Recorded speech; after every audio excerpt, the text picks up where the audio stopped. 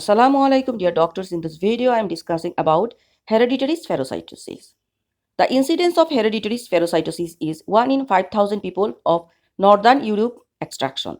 It is inherited at autosomal dominant with variable penetrates. Remember, HS is autosomal dominant conditions.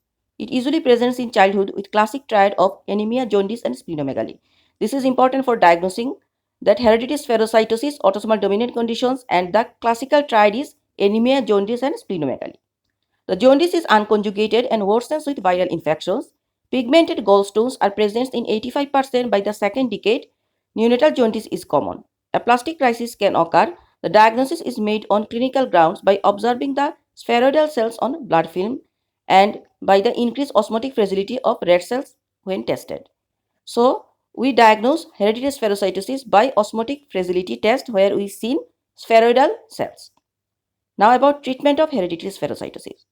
Treatment is symptomatic or by splenectomy, usually done laparoscopically.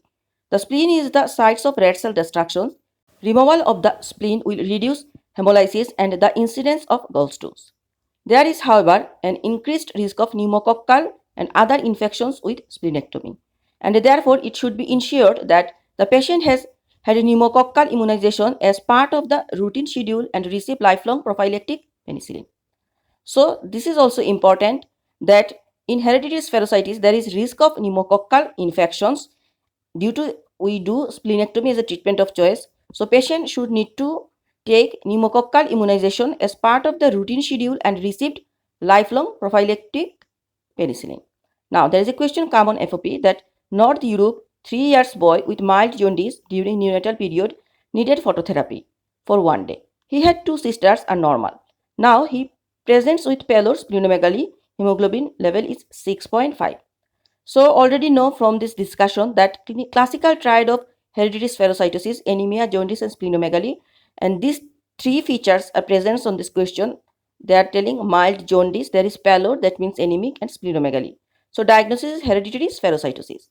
Now next questions that 4 months consanguinity, no ethnicity with pallor, parents with spleen plus plus plus. So there is anemic, there is splenomegaly, so jaundice of presence. So diagnosis by osmotic test, osmotic fragility is the investigation choice for hereditary spherocytosis. From discussion we already know. So answer is osmotic test.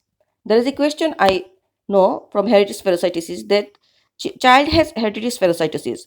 Patient guardian want to know advice. What advice we do? We will give that advice in features.